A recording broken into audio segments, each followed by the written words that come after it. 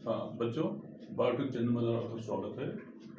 तो जैसा कि इस समय फोटोसिंथेसिस का आज पार्ट जो है वो 10 है वो, और बहुत इम्पोर्टेंट पार्ट है ये।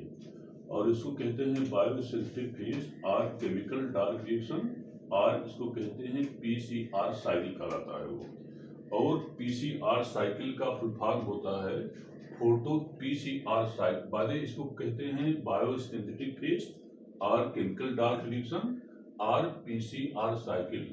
और पीसीआर साइकिल का फुल फॉर्म होता है फोटोसिंथेटिक कार्बन रिडक्शन साइकिल होता है जो है वो। लेकिन इसको स्टार्ट करने के पहले जो है वो चैनल को सब्सक्राइब कर दीजिए, क्योंकि इससे फायदा होता है वीडियो को, जिससे फायदा होता है ये आपको हर एक वीडियो आपके पास तक पहुंचता रहेगा। और इसको शेयर कर दीजिए, इससे फायदा होता है कि आपके जो और यार दोस्त होंगे इनके पास जो है ये वीडियो ये पहुंचता रहेगा। तो बच्चों, जैसा कि हम जब करते हैं biosynthetic phase or chemical dark reaction, or इसको कहते हैं पीसीआर साइकिल की, तो वास्तव में इसमें जो होता है यह इसकी इस क्रिया के लिए प्रकाश की आवश्यकता नहीं होती है। हालांकि प्रकाश की उपस्थिति में भी यह प्रोसेस हो सकता है, इसलिए इसको हम केमिकल डार्क रिएक्शन भी कहते हैं। और यह जो होता है कई नामों से, जैसे बायोसिंथेटिक फेज या केमिकल डार्क रिएक्शन या फोटोसिंथेटिक कार्बन रिडक्शन साइकिल कहलाता है, क्योंकि इसमें जो होता है हर एक स्टेप पर कार्बन का रिडक्शन होता है, इसलिए इसे हम कार्बन रिडक्शन साइकिल भी इसे हम कहते हैं वो। अब आती है कि यह जो पोर्शन होता है यह क्लोरोप्लास्ट के स्ट्रोमा पोर्शन बड़ा ही महत्वपूर्ण पॉइंट होता है। और इसको कहते हैं स्ट्रोमा पोर्शन, माने कि क्लोरोप्लास्ट के दो पोर्शन होते हैं। एक पोर्शन को ग्रेना कहते हैं और दूसरा पोर्शन जो होता है स्ट्रोमा होता है। तो स्ट्रोमा ग्राउंड सब्सटेंस होता है, उसमें जो है ये प्रोसेस पूरा होता है जो है वो। और यह मुख्य रूप से वास्तव में 3 प्रकार का होता है। नंबर 1 होता है C3 पाथवे, नंबर 1 है C3 पाथवे, या इसको हम कार्बन साइकिल भी कहते हैं। और सेकंड होता है C4 पाथवे, C4 पाथवे, या इसको हम हाई स्लैग पाथवे भी कहते हैं। और नंबर थर्ड होता है कैम साइकिल, साइकिल, या इसे कहते हैं क्रेसुलेशियन एसिड मेटाबॉलिज्म साइकिल कहलाता जो है वो। और इसको माने कि इसमें 3 प्रकार का होता है। नंबर 1 C3 पाथवे, और नंबर 2 होता है C4 पाथवे, और नंबर 3 होता है कैम साइकिल। तो जैसा कि ए वाला आपके सामने बना हुआ है, ये नंबर फर्स्ट आता है C3 पाथवे, नंबर फर्स्ट आता है, उसको कहते हैं C3 पाथवे, या एक कहलाता है कार्बिन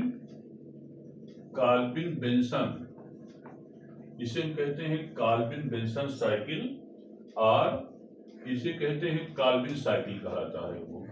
ये जो है कार्बिन साइकिल या कार्बिन बेंसन साइकिल भी इसे कहते हैं।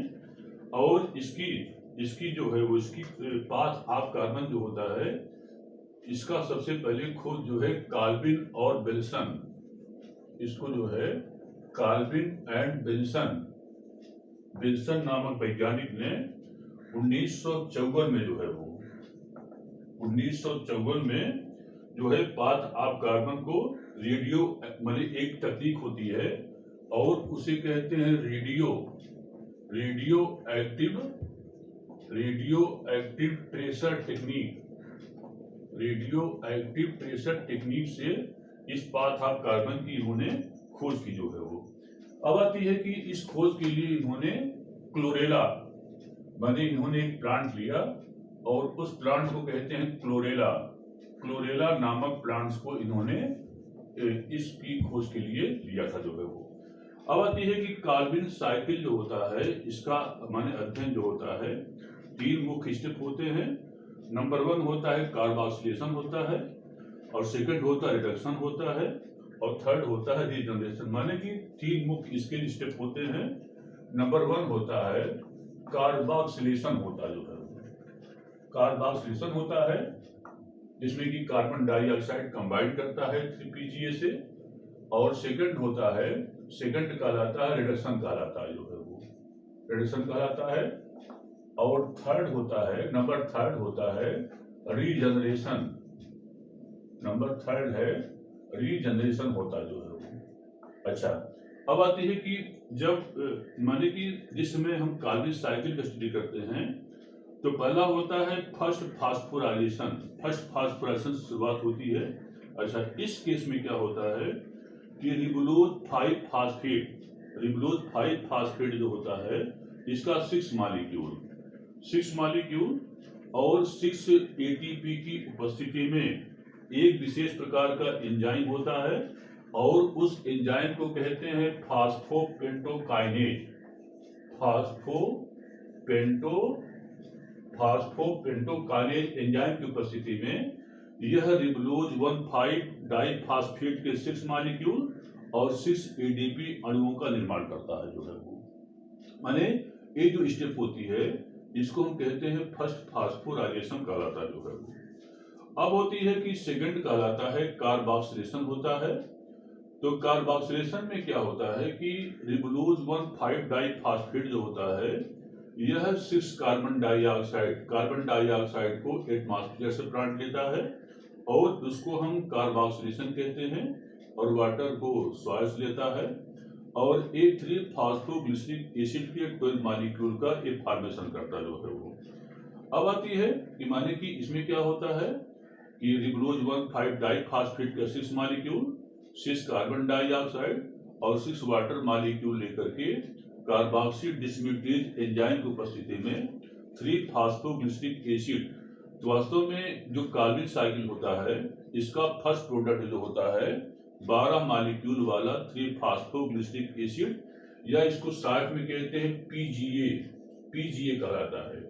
माने कार्बनिक साइकिल का जो प्रथम उत्पाद होता है C3 का, वो 3 कार्बन वाला फास्फोग्लिसरिक एसिड होता है और इसके 12 मॉलिक्यूल का फॉर्मेशन होता है।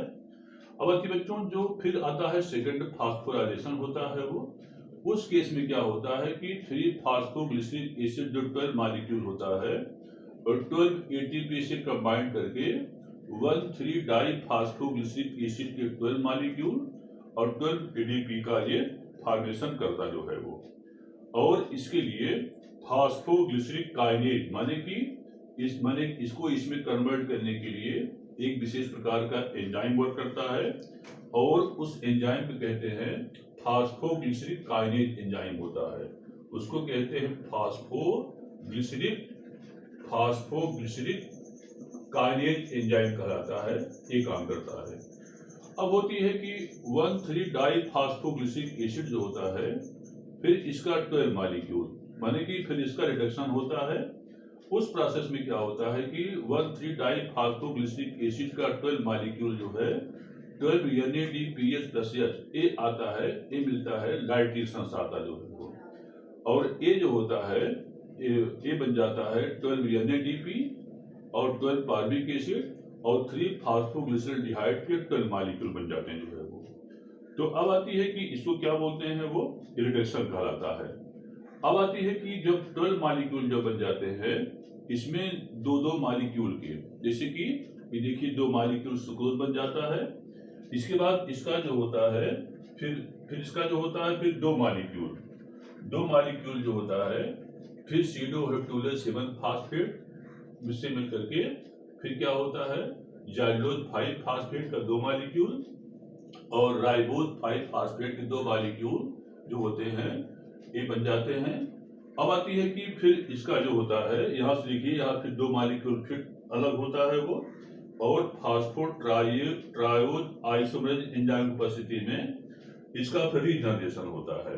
माने कार्बनिक साइकिल जो होता है इसका अगला पार्ट होता है रीजनरेशन। माने 3 पार्ट प्रोसेस होती है जो हमने बताया पहले। नंबर 1 कार्बोक्सिलेशन, नंबर 2 रिडक्शन होता है और थर्ड होता है रीजनरेशन। माने कि इसका जो 3 फास्फोग्लिसरल्डिहाइड के 2 मॉलिक्यूल जो होते हैं फास्फोट्रायोज आइसोमरेज की उपस्थिति में इसका रीजनरेशन होता है और डाइहाइड्रॉक्सी एसीटोन फास्फेट के 2 मॉलिक्यूल बन जाते हैं, जो है वो।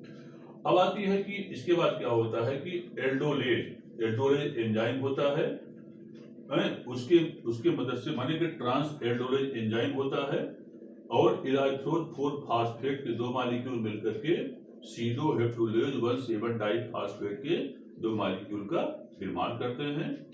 और सीडोहेप्टुलोज 1,7 डाइफॉस्फेट का जो दो मॉलिक्यूल होता है, ये फास्फेटेज एंजाइम की उपस्थिति में सीडोहेप्टुलोज 7 फास्फेट के दो मॉलिक्यूल का ये निर्माण करते हैं वो।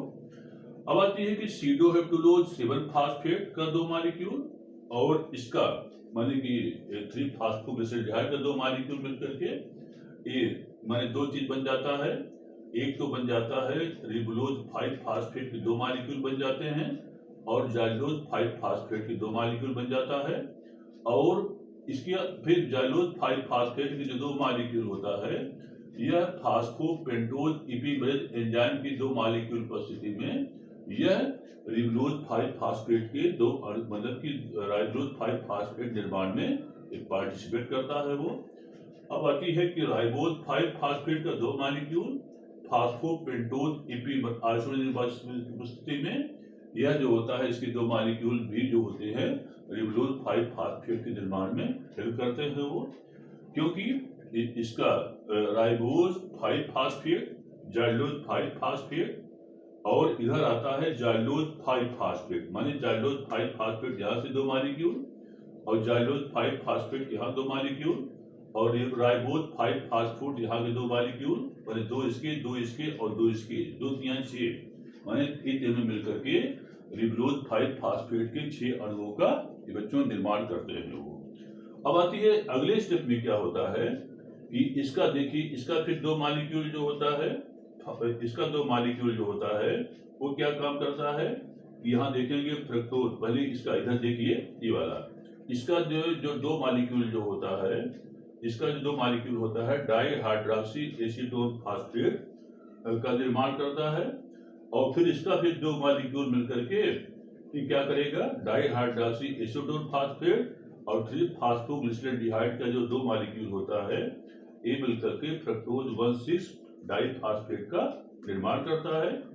और डाइहाइड्रॉक्सी एसीटोन फास्फेट जो होता है ये जो फ्रक्टोज 1,6 डाइफॉस्फेट बनाएगा जो है वो, तो फ्रक्टोज 1,6 डाइफॉस्फेट जो होता है यह फास्फेटेज एंजाइम की उपस्थिति में ये जो होता है फ्रक्टोज 6 फास्फेट के दो मॉलिक्यूल का ये फॉर्मेशन करता है वो।